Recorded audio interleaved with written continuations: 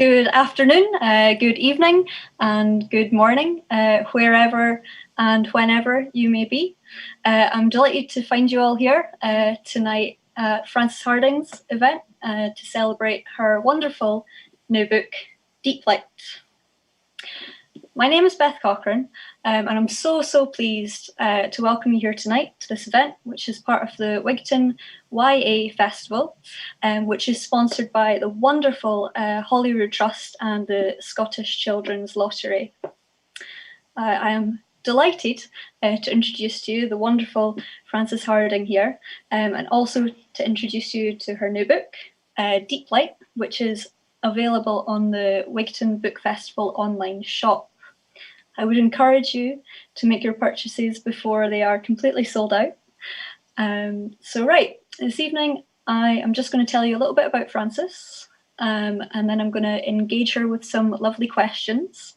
What I'll also be doing is keeping an eye on the YouTube comments, on our Facebook, on our Twitter account, just in case you have any questions. If you do have any questions, just fire them over. I'll be getting to them just as they come in to keep you guys as engaged as possible throughout our hour. About halfway through as well, we'll be having a lovely reading from Frances for about 10 minutes. And I'll try and keep the last 10 to 15 minutes solely for your questions. So, Frances Hardinge, you're a Carnegie Medal nominee, Costa Book Award winner for her novel The Lie Tree.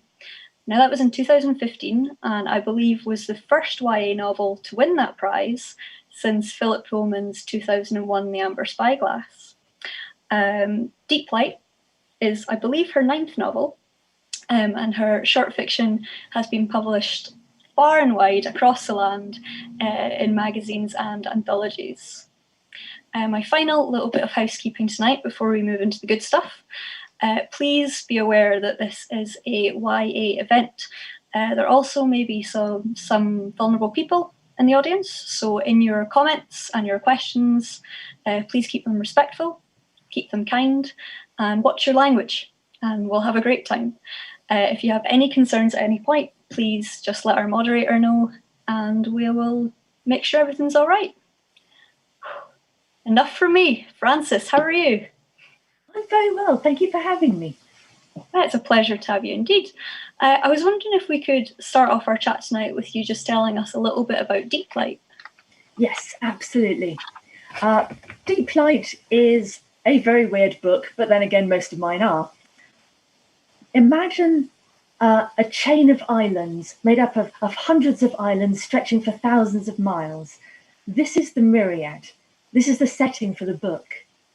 And now imagine that the islanders on these islands have been terrorized for hundreds of years by vast, hideous, inscrutable gods who have unsociable habits like suddenly rising from the deep and biting ships into, or taking chunks out of harbour towns and killing hundreds of people. You can see how they'd make people a bit nervous. So all these islanders have spent centuries being terrified of these gods, worshipping them, occasionally throwing human sacrifices into the water in the hope of just trying to keep them happy so they don't rise up. Until one day, completely unexpectedly, these gods turn on each other and tear each other to pieces.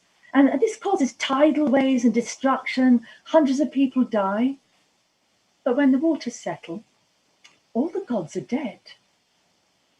Now, the events of Deeplight take place about 30 years after this cataclysm. And in the meanwhile, all the people who live on these islands have discovered that actually these bits of dead God are really useful. You can use them to make new materials and new forms of technology and strange new medicines and stuff like that. So they become really sort of valuable. And so lots of these islanders take to the dark and dangerous deeps of the sea in rickety little submarines and rather shonky diving outfits. And a lot of them die because it's extremely dangerous. But some of them come back with bits of God, which they call Godware. And if you find the right bit, you can make your fortune. My main character lives on one of these islands. He's 14 years old, he's an orphan, bit of a chancer, bit of a con artist, and he's going to find one of these pieces of godware. But it's not really like any of the others. Because aside from anything else, now and then it moves slightly, almost as though it's alive. Ooh, what an introduction. It is absolutely incredible. Honestly, such an inspired work. Where did you get your original idea? How did it come to you? I always find it hard to track where my ideas come from because they tend to come from lots of different places and all join up together. It's like asking where a river starts. In fact, there's all these different streams, but it's certainly true that I've always been fascinated by the sea. I loved reading about sea monsters. I remember I read Don Williams' The Kraken Wakes when I was quite young. And I also remember having some interesting nightmares where I was down very, very deep in the sea and it was very dark and I couldn't see down to the bottom or even up to the surface. But I was aware that there were large, shadowy shapes, very large shapes, swimming just beyond on the edge of where I could see round and round. So yeah, there's left an impression on me. And there's another one with a headless mermaid, but we won't go into that. Oh, goodness, maybe later. I think that sort of fear-fascination relationship probably has something to do with the fact that as an adult, I took up scuba diving because I have a weird relationship with things that frighten me. Just dive right in, pardon the pun. Indeed. So I suspect the scuba diving probably influenced a lot of my descriptions and parts of the book as well. Yeah, speaking about your descriptions, so obviously it's set in this fantastical world, and it's just a beautiful fantasy world, but a lot of it feels, very real and very like the science of the world is very effective. And I was wondering about did you do lots of research for that? Like, how did you go about it? I always do lots of research. I mean, my books vary a little bit in that some of them are set in a real historical period and some are set in worlds that I completely made up. But even if I'm creating the world from whole cloth, I always like to research something in the background because it gives me new ideas and it makes the world feel a bit more concrete and real. And also research is fun. I have a bit of research addiction. It's like treasure hunting where you just find weird stuff. So yes, certainly with Deeplight, there were a number of things I ended up researching. One of them was deep sea creatures, because a lot of those are amazing. And why would you bother inventing some weird and alien gods entirely when you could base some of them on extremely bizarre creatures that already exist in the deeps of the sea? I also ended up looking into really early prototype submarines and things like that. Not the sensible ones, the really, really early ones, the sort of 17th century and 18th century ones. Some of them had oars. They're great. It's amazing that so many of their inventors actually survived going down in these things. So that was fun. But yes, things like that. And you seem to have had a lot of fun creating the gods and taking inspiration from reality there. Did you have a favorite one to write about and research? I've got several favorite gods. I do have a soft spot for the Hidden Lady, who's one of the more important gods in the story. And she's, in some respects, a bit more human-like than some of the others, but only in some respects. And she appeals to my sense of humour because you could see her as a very weird, very wrong mermaid with an enormous weed-like tentacles for hair, and instead of a beautiful fish-like body from the waist down, gargantuan scarlet spider crab legs. So yeah, that appeals to my sense of humour. Yeah, she was fantastic. All your gods were just so awe-inspiring and terrifying, but Thank you the very way you much. mine them for stories, it's incredible. Yeah. I did have a lot of fun with them, and I love the pictures that that the artist H did for some of the gods. For I don't know if the audience can see that. They're really rather lovely. She did a gorgeous job on the maps as well. It makes me very happy. They are beautiful, yeah. And if you guys didn't quite catch those illustrations, remember the online shop purchases will be available there, are available there, indeed. So yes, this is your 9th novel. It's a story with stories in it, and then stories in that again. And obviously you just have a huge flair and passion for storytelling. And I was wondering if you could talk a little bit about how important stories are to you, and maybe a little bit about their role in this story. I've always been a storyteller. And a story consumer. I can't remember a time when I wasn't. Even when I was growing up, I used to tell stories to my younger sister when we were both trying to get to sleep, serial style. Some of them comedy stories about a family of dinosaurs. But I definitely remember there was a kind of time-traveling murder mystery chiller set in a haunted castle as well. So some things haven't changed very much. I think we're all wired to want to comprehend the world via stories. We look for stories.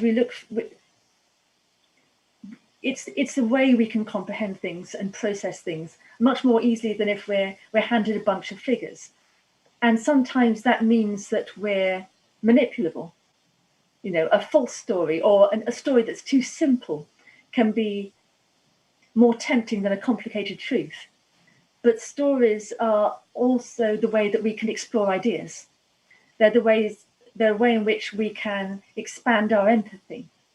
We can mentally walk in the shoes of people who exist somewhere else or don't exist yet or might exist or that we might become if we lived a different way. They're colossally powerful things. And in a way, Hark, the main character, is an expression of both the good and the bad of stories.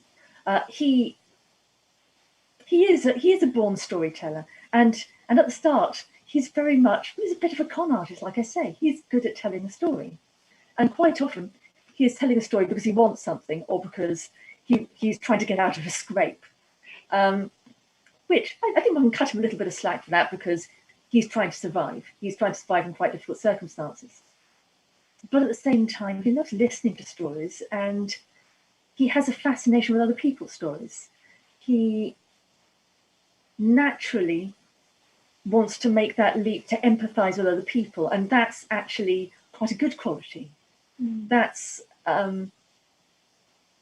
him embodying some of the better things, the most human things about stories. Yeah, and what a brilliant character as well. I'm wondering, now I don't have any questions from our audience yet, but I would very much like to hear from you all.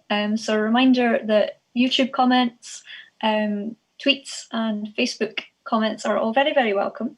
And for now, I would quite like to invite Frances to do a short reading, about 10 minutes, did we say?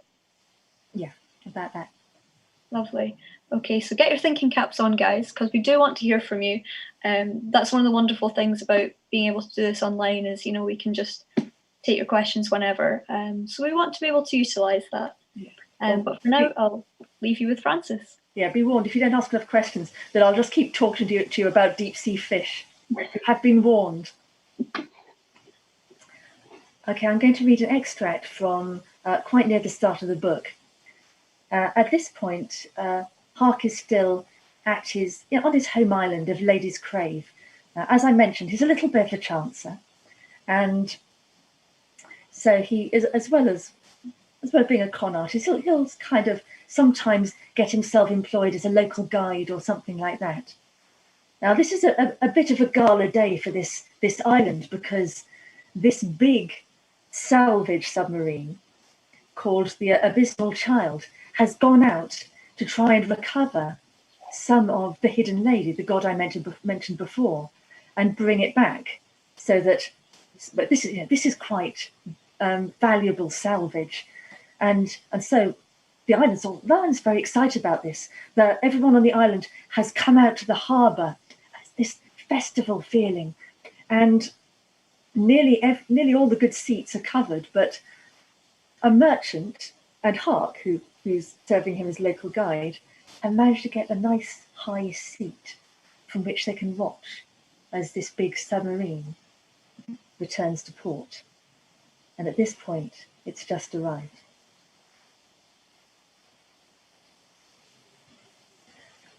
The crowd became exultant, deafening. There was always a festival feel when a sub brought a god home. As a little kid, Hark had lived for such moments, eyes wide to store every detail. Just for a moment, he felt a twinge of the old excitement and awe. Then the great submarine's long black back broke the surface. Foam poured off the short turret and blade-like fins, and the brass rims of portholes glinted in the sun. The pale, entreating eyes painted on the prow were awash, as though weeping. "She's lost oars," Hark muttered, his words drowned by the roar of the crowd. 8 of the oars now ended in fractured stumps. As the Abysmal Child rose higher, he could see that it had lost more than that. One propeller was gone, and a rear panel hung loose, seawater hissing out of the mangled aperture. The tone of the hubbub changed as others noticed the same thing. The front compartment was presumably still watertight, since someone was alive to pilot the sub, but anyone who had been at the rear would be very, very dead. The merchant was leaning forward now, spyglass jammed to his eye. Since all of this was a story to tell his friends later, a tragedy was as good as a triumph. Better, perhaps. Stories were ruthless creatures, and sometimes fattened themselves on bloody happenings. "Where's her cargo?" he asked. "Why are people running up and down on the wharf? What's going on down there?" "The turret's open," Hark provided a commentary. "Someone's come up through it. There's a conversation going on. Looks like the governor's ordered diver boats to go in. There must be something strapped under the sub."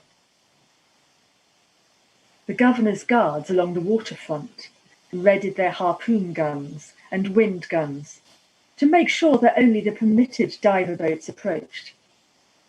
Any unauthorized swimmers, divers or subs, seen heading for the Abysmal Child could expect a spiky and fatal reprimand. The sun gleaming on their diving helmets, the divers lowered themselves into the water and disappeared beneath the surface. After 5 minutes, a disturbance was visible in the waters. Something was rising beside the great sub, something long and slender in a frothy mesh of fine netting. "It's huge," exclaimed the merchant. "I've never seen anything like it." The thing in the net? No, there were 2 things. Were as long as the Abysmal Child, but no wider than a man's torso. They were bent in a couple of places near the middle of their length, and for a moment Hark thought they must have snapped during the journey. As the foam settled, however, he could see that the spindly lengths were jointed.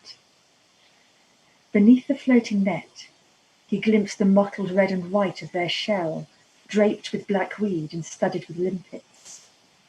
One tapering grey claw poked out through the mesh. As he watched, the impossibly long legs stirred and slowly flexed. His heart gave an unexpected flutter of fear and awe. Just for a second, he was a little kid again. He could almost imagine that the hidden lady might rear up out of the water, shake off the net, and scream the cliffs into dust as her writhing hair darkened the sky. The moment passed. Common sense returned.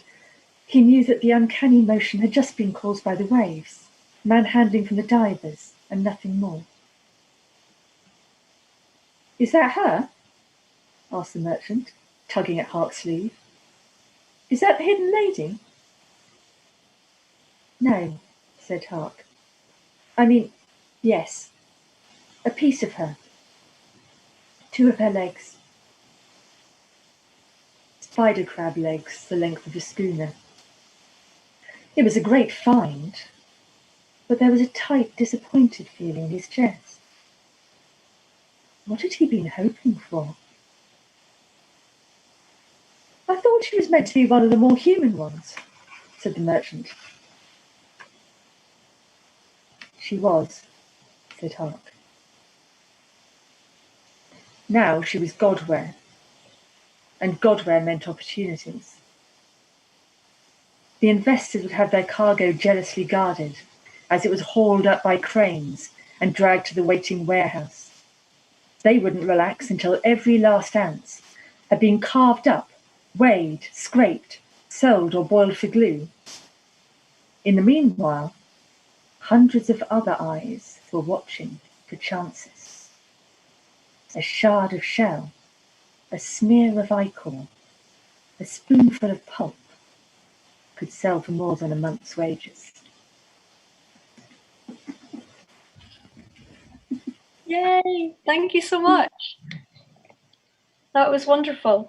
Yeah, okay, I wanted to ask, so you've set up this world where there's thousands of miles of islands, and all these characters, and you've got the undersea world as well that you've created.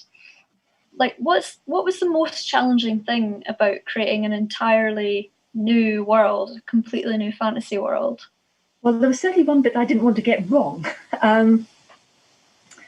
At a certain point when I was planning out my book, I got contacted by a 13-year-old reader of mine who asked if I'd ever considered having a deaf character in my books. And I'm embarrassed to say that at that point, I hadn't. But her question basically set off a little avalanche in my head. I looked at my plan again and thought, actually, not only can I see a way to have a deaf character in this book, but actually I can see reasons, because a lot of the deep sea diving, why quite a significant portion of the population might actually have complete or partial hearing loss. So that led me to rethink that aspect of society and considered that basically society on the Myriad would be one where the deaf part of the population would be very much an accepted and respected part of the community, seen very much as veterans. If you are Seekers, as they put it, then that's got the same panache as having a dueling scar.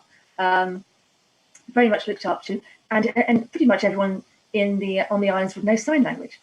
Now, obviously, this is something I didn't want to get wrong, and I was very lucky that I had advice from the National Deaf Children's Society, and in particular, the Young People's Advisory Board, which is entirely made up of deaf teenagers, who very kindly gave me a lot of advice and feedback and suggestions, and in fact were 4 of my sensitivity readers.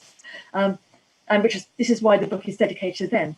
But yes, this is an aspect of the world I was building that I initially didn't expect to be there, and which I very much didn't want to get wrong for obvious reasons. Yeah, it's funny to think that it wasn't there originally, because there's a lot of plot where it's reliant on the signing and on the Seekists. So I think you did an excellent job. Well done. I always get carried away with my worlds. I really enjoy world building, and I will always flesh out little quirks like customs, the economy, laws, aspects of the history and so forth that never end up in the book. Because I can't and shouldn't crowbar them all in. I shouldn't basically say, right, I've done my homework and you're going to see it all, damn it. It sounds like you're trying to convince yourself that. Well, I would be very up for reading what's this, Silmarillion, the Lord of the Rings lore stuff? I would absolutely read that. It'd be brilliant. No, I'm not cruel enough to publish my research notes. That would not be kind. Oh well, maybe one day you'll change your mind. I'm delighted to say we have our first audience question. Excellent. I'm very excited. Thank you, audience questioner. Hello. It's from Karen, and it says, "Dear Frances, in your books, you often deal with uncomfortable emotions through your characters, such as anger, jealousy, or greed.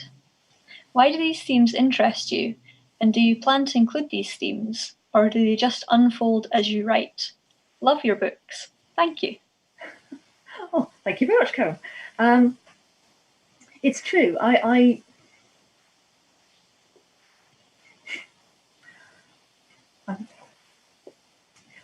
find writing about these things quite cathartic, and I hope that it's similarly cathartic for my readers. But also, I think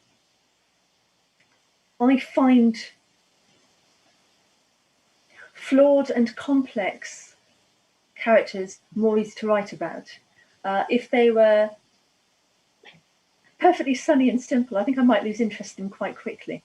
In the case of anger, I don't know whether I necessarily do regard anger as a flaw, but it's certainly something that, you're quite right, pretty much all my protagonists, to some extent, are angry people, though a lot of them don't necessarily know it. Many of them have quite carefully suppressed anger.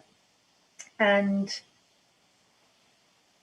I suspect that's because, certainly when I was younger, I think in my quiet, shy, sweet-looking little way, I had quite a lot of suppressed anger. And I still have some, but not so much now. I say quickly. So I think it's a state of mind I understand quite well. Okay. Thank you, Karen, and thank you for your answer, Frances.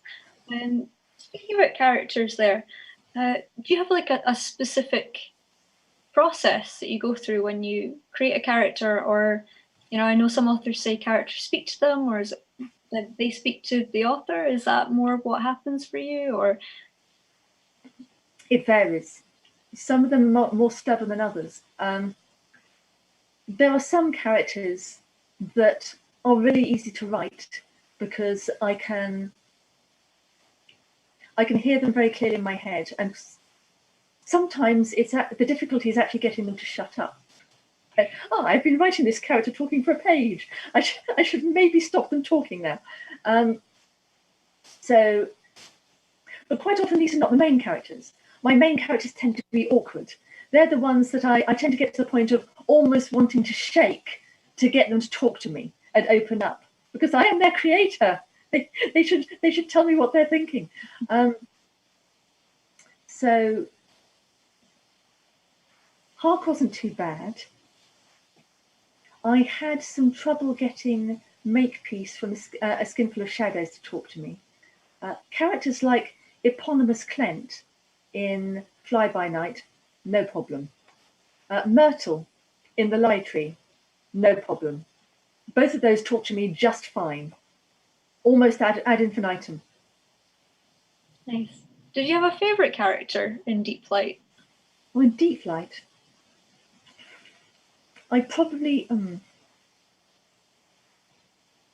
I think it's probably a dead tie between Hark and Selfin. I mean, Hark I maybe slightly more because he is my main character, but it's a really close thing. Selfin's a really wonderful character. Like, they're all very vivid, but Selfin just has so many different dimensions to her. She's wonderful. I did enjoy writing Selfin. Good. Audience, I would like more of your questions, if that's all right. I mean, we can sit and continue just the two of us, but it would be very, very nice to hear from you guys. But for now, you were going to tell us more about big fishes and big dogs. I would really like to hear more about that. What was, the weirdest and most wonderful thing you found out about the deep blue sea? Oh, there is one. It's a sort of a jellyfish called the Spanish dancer, and when it's attacked, it removes its own glowing skin and throws it aside to distract predators. So that was fun. But there's another fish called the black swallower, which I did use as a basis for one of these gods. And this is it's quite sort of normal and fish shaped, apart from the fact that its belly distends in a really weird, exaggerated way, so it can actually eat something that's basically larger than itself, just kind of open its jaw really wide, and then you have this sort of translucent belly underneath it with this sort of gradually digesting larger fish in it. So obviously that was too good to waste, except that my god equivalent in the book would have been basically swallowing entire ships. So you'd have lots of little drowning sailors inside, pressed up against this membrane. Because why would you waste a perfectly good deep sea monster? Of course, the actual black swallower isn't very big. It's about that big. But obviously I was going to make my god bigger than that. Oh, yeah, definitely. God, you've got a little short story in the back of Deeplight about the glass cardinal. I was wondering if we can kind of hope for more of those stories, the standalone kind of things.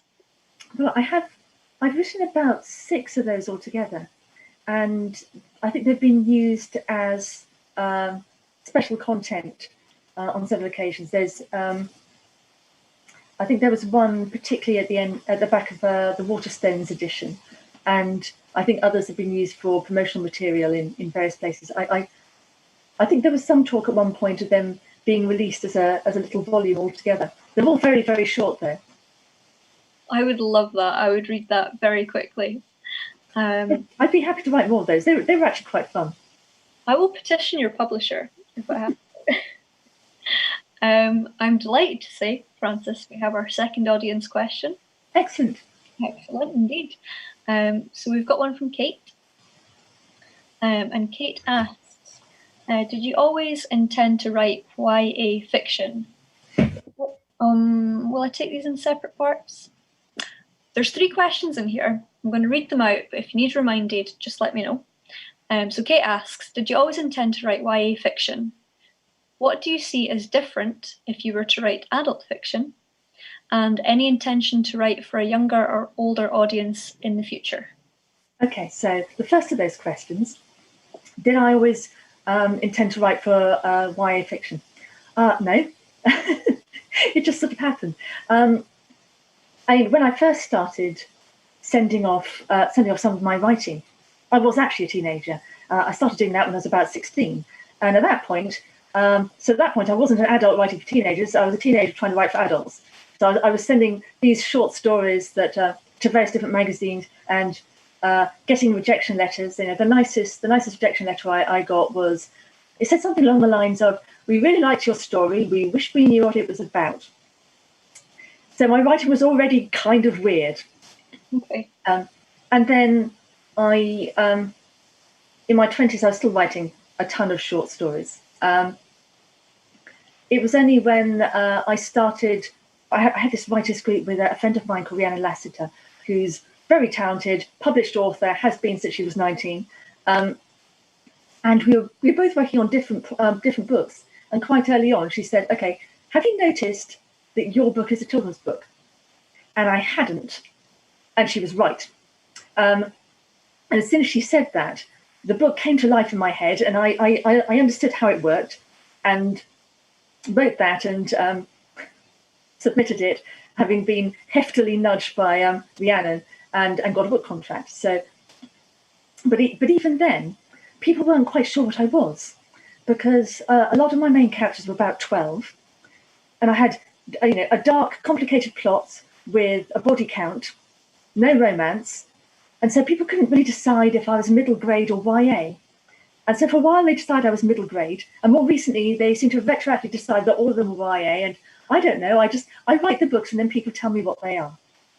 My most recent books, The Lie Tree, A Skinful of Shadow, and Deeplight, those are more definitely YA. They're definitely a bit older than the other ones, but no, I didn't know. It's also sort of evolved that way. Now, what was the second of the three questions again? Our second from Kate. And thank you, Kate. These are really good questions. Yeah, absolutely. Yeah, and very good answers so far as well, Frances. Thank you. What do you see as different if you were to write adult fiction? Probably not as much as you'd think. Since I tend to think that actually, I tend to assume that my younger readers can cope with quite a lot of darkness, complexity. I don't actually believe in dumbing down, so I don't think I'd write all that differently. I think actually the main thing it does is make sure that I don't get self-indulgent, because adults will wade through a pretentious book. Younger readers are far too sensible to do that. So it kind of keeps me honest. It means that I have to trim things down a bit. No, believe it or not, this is the trimmed down version. And I think that's quite good for me. So yeah, I need to. The other thing I really like about writing YA fiction, and in fact children's fiction altogether, is that adult fiction. Well, a lot of adult readers like to know which genre something is, whereas I think with YA you can do a lot more genre crunching. You can kind of grab historical fiction and gothic novel and murder mystery and fantasy and feminist commentary and blasting powder or whatever, and just stir them together with a big crazy spoon, and it'll be fine. People will be broad-minded about it, and I really like that. It's really liberating. Yes, nice. And the third question. Do you have any intention to write for a younger or older audience in the future? The short answer is I don't know. It very much depends on whether I come up with a story that wants to be for a younger or an adult age group. It could happen, or I might at some point start writing a book and then discover that it's actually for a different age group than I thought it was. Books have their own idea about how they're going to be. I don't see it happening in the near future, certainly not with the book I'm writing at the moment, which is, again, YA fantasy in an alternative world. But you never know. We'll see how it goes. We'll just have to keep reading your books and find out. Well, I'm in favour of that, obviously. So am I. Again, reminder, Wigton online shop. Okay, next up we've got a couple of questions from our audience now, which is really lovely to see. Thank you so much, everyone. So Benny asks, when you're writing, do your characters come from your world, or does your world come from your characters? What a great question. Yes, absolutely. Yeah, I've been asked questions a bit like that before. Do you come up with character first, or plot first, or the setting? And different authors seem to have very different answers to this. And it's certainly true that while I'm brainstorming, they're kind of developing in parallel. But in my case, if there is an order, I think it's setting, characters, plot. It's only when I really get to grips with what the background is that I get a sense of what my character's going to be like. I mean, I might have a bit of an idea of them beforehand, but when I know what their lives have been like, where they've been living, what they've been taught their whole lives, what that place's customs are like, what hardships they've faced, that sort of thing, what their jobs are like to be, then I get a sense of them. They start to come to life for me a bit more. And once they've come to life for me a bit more, I get much more of a sense of what they're like to do to my poor plot. And that's when that develops more of a shape, because I'm looking at not just the overarching plot, but also the character arcs, which have to intertwine with that. So yeah, I mean, like I say, all of these mostly, so it's in some ways in parallel, but kind of setting character plot. That was a very good and very honest answer. Thank you. This next question might be a tricky one. This is from Donna. Would you please introduce us to the octopus? Yes, absolutely. Okay. This is Softopus. He is my octopus. He's my octopus glove puppet, and he is kind of my Deeplight mascot. When the hardback came out, and I did a kind of hardback tour, he came with me to schools and helped me. Obviously, as you might expect, there wasn't a paperback tour. It was going to be in March. Go figure.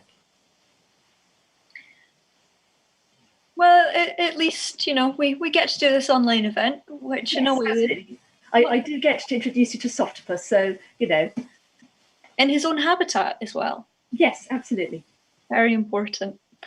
Next up, we have a question from Amelia. Mm-hmm. Where did you get your hat? It's wonderful. Oh, thank you very much. Now, this particular hat is one of a long sequence. Basically, I've been wearing hats a bit like this for about, oh goodness, over 15 years. Wow, no, getting on for 20 years. La la la la la. I should avoid any sentence that involves the word years. There's always more years involved than I think there are. Anyway, the first of these hats was given to me by my boyfriend, and he's continued. Each time one of these hats wears out, because I wear it all the time, and it gets a little bit weather worn, it starts to fade, I retire it, and he buys me a new one. It's become a ritual now, but I keep all the retired hats because I've bonded with them. It doesn't seem right to throw them out, so I've got a little kind of like a retirement village of old trilbies and fedoras. I've always liked this style of hat because when I was young, I used to sometimes see these black and white gangster movies and film noir and spy thrillers, made in the 1930s and 40s, with all of these trench coats and these fantastic hats and neon and people getting shot and so basically something in my brain believes that this kind of hat is kind of fundamentally linked to adventure and mystery. That's a lovely thing, isn't it? Both fashionable and adventurous and mysterious. In my head. Hat question, yes. We have a question from Harry next. And Harry asks, from your first book to your most recent, has your writing style changed? And if so, are there any authors who have inspired this? I'm sure that my writing style has changed. I've got slightly better at reining in my desire to describe absolutely everything. Because the thing is, I love words. Otherwise, I probably wouldn't be doing this. They're kind of my drug. and I get a bit carried away, and then somebody else basically has to turn up with a rolled up newspaper and hit me on the nose and make me cut out about 1,700 metaphors. So I've got slightly better at cutting out at least kind of 1,000 metaphors, so that it only leaves about, 700 metaphors for somebody else to make me cut out. And like I say, the last 3 books have felt a bit older, but I don't know if I don't think that's going to be a permanent style change. It just seems to be what I'm doing at the moment. I may well continue to change style or experiment with new things. That's one of the reasons that I keep setting my my books in different worlds, is that I do like to experiment. I like to try things that I haven't tried before. I don't like ever to feel as if I'm rewriting a book I've already written. And I always have this feeling that whatever I'm writing should scare me a little bit. Could you elaborate on that? That's a very interesting thing to say. Well, it should scare me in some way, and it should scare me because I've set myself a challenge, or because I'm deliberately painting myself into a corner, or because I'm tapping into some emotional stuff that's quite raw and difficult, or because I'm dealing with some genuinely dark and creepy concepts that I may or may not be able to pull off, or because I'm touching on some subjects that actually are fairly heavyweight in the real world. All those things are a challenge, but unless there's that feeling that I am pushing myself out of my comfort zone, ironically, I don't feel very comfortable. Does that make any sense at all? I think it does. I think it makes a really, really solid author sense. The questions are coming in thick and fast, which I'm brilliant. Thank you so much, everyone. Sorry, just to go back to Harry's question there. Are there authors that are inspiring any kind of change in your writing style, or authors you get ideas from? Or I'm sure there are. I mean, the thing is, it's very hard to track the way other authors influence you. But I do know that I do know that I am influenced by other writers, and certainly I certainly feel very inspired by other YA writers. I mean, I was talking about trying to write with courage, trying to write the books that's actually a challenge or alarming or whatever. And most of my fellow YA authors are dazzling in that respect. They're just, colossally fearless. I mean, you look at the works of someone like Patrick Ness. They're just splendidly fearless and uncompromising. Wonderful. Thank you, Frances. Next up, we have Stuart, who asks, the religion you made up is obviously important to your story, but how deep did you go? So how much did I flesh out this religion, or? How much lore did you come up with? Could we practice the religion? Could we start it just now? In the real world, is it that? I think I created. Well, the interesting thing is that I'd created a religion that, in some respects, is almost the opposite of most religions as they function in this world, because in this world, the emphasis in a lot of religions is on faith. Basically believing that yes, okay, you can't see it, you don't have evidence for it in a kind of empirically provable kind of way, but being able to kind of somehow see it in the world around you and believe in it is kind of part of the point. That's not really the case in the Myriad, where there is literally no doubt that the gods existed, because, well, there's a bit of them over there in the harbour being sawn up and taken in to be sold in the auction house. Also, that island used to have people on it before the glass cardinal turned up and killed everyone. So in a way that it is not a faith-based religion. It's a fear-based religion. And in some respects, what I'm writing about when I'm talking about the Myriads, the people of the Myriads' relationship to their gods, it's not so much a matter of faith. It is a matter of fear, and the fact that fear hangs around. Even so long after the death of the god, people still have this really complex psychological relationship with their dead gods, and some of it is worship still, or loyalty, or respect, or a sense of a sense of the sublime, despite the fact these things were horrible. It's about our sometimes unhealthy relationship with power and the powerful, more than it is actually about religion, if that makes sense. I think that's a really good way to sum up the relationship with the gods, actually. Yeah, wonderful. Thank you, Stuart, for that excellent question.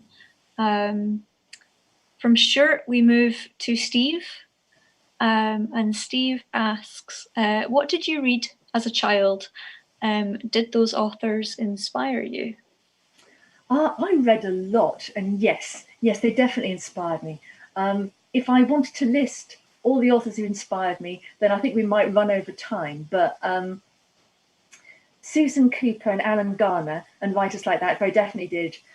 They gave me a sense of folklore, a sense that these old tales still had a kind of darkness and punch and power, rather than being little pretty pastel-coloured stories. Nicholas Fisk, who is a supremely unpatronising writer for kids, or was, he was my introduction to science fiction, basically. I liked The Hobbit.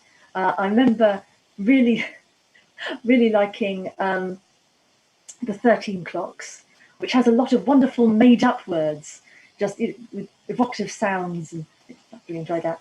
I read a ton of murder mysteries, which probably shows. Oh, and I loved an author called Liam Garfield. He was the one that got me hooked on historical fiction. He basically wrote historical fiction for younger readers, things like Smith. So yeah, that's. Yeah, so all my historical fiction, partly you can blame on him. Well, thanks to him. Yes. Oh, and I love the Hitchhiker's Guide to the Galaxy as well. That was my favourite book when I was about 16. Nice. It's a good choice, yeah. Karen,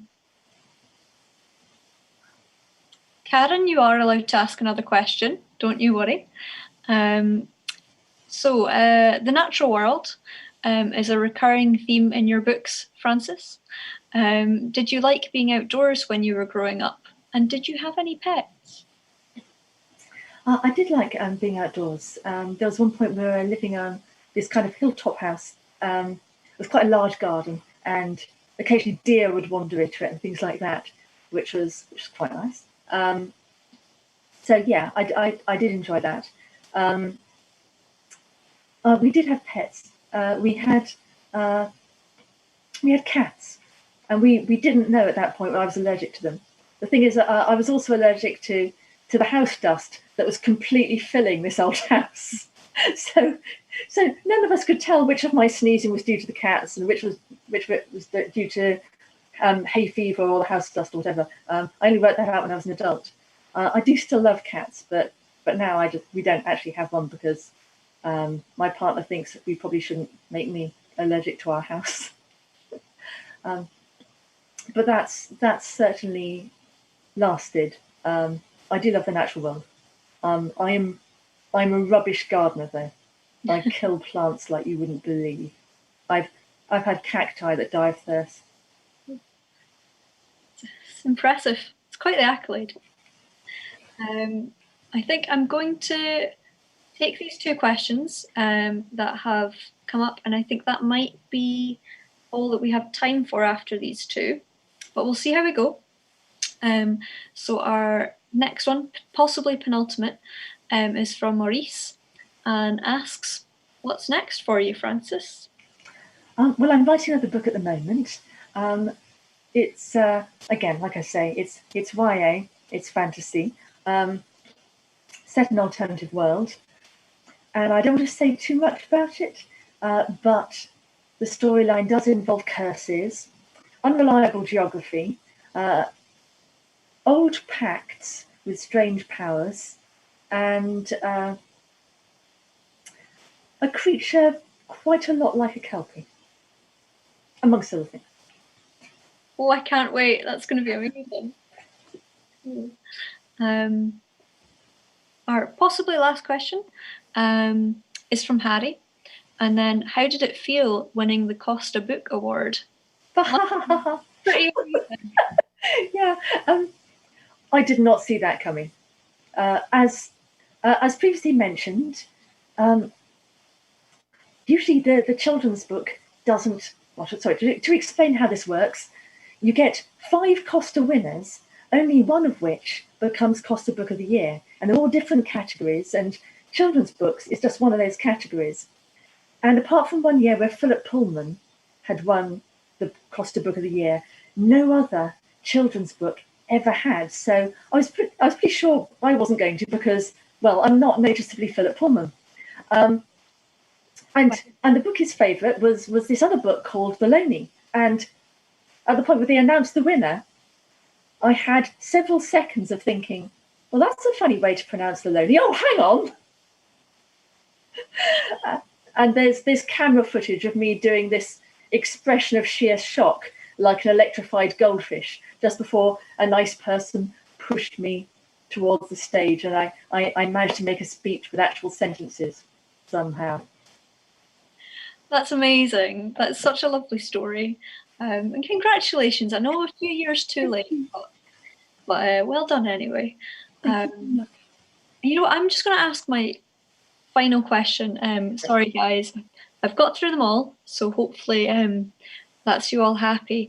But I'm just aware, I know we've only got 2 minutes, but I'm aware there's a lot of young writers in the audience.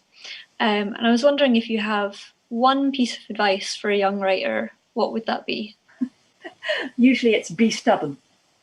Okay. Don't be afraid of rejection. Don't be afraid of writing rubbish. Rejection is completely normal. And one of the better pieces of advice I was given early on was treat your rejections like trophies. The more of them you have, the more proof you have that you're taking your craft seriously and actually putting in the legwork to get your work out there. Keep trying, collect more. That's fantastic advice. Use your rejections like trophies. I might steal that for the future, Frances. I will say it's from you, so don't worry. So yes, I think that, I'm afraid, is all we have time for tonight. I must remind you, get on the Wigton Book Festival online shop, buy your copy. It's amazing. It's brilliant. I read it in like 2 afternoons. Couldn't stop reading. And I'd just like to say a couple of thank yous before we sign off. Firstly, to Chris, who is our tech team tonight. Thank you very much, Chris. Wonderful job as always. Our YA team, who have been moderating comments tonight. So thank you, Andy and Helena. Great job. I'd also like to say thank you to our sponsors, the Holyrood Trust and the Scottish Children's Lottery. Couldn't do it without you. That's simple fact. Wouldn't be possible. So that means the world to us. I'd also like to say thank you to you guys in the audience for asking all your questions, for listening, to tuning in tonight. It means everything to us. And most of all, I'd like to say thank you to you, Frances. That was a lovely event. Thank you so much for joining us. Thank you very much for moderating. Thank you. This has been lovely. Okay, well, that's all from us, folks. Have a lovely rest of your evening. Bye. Thank you for coming.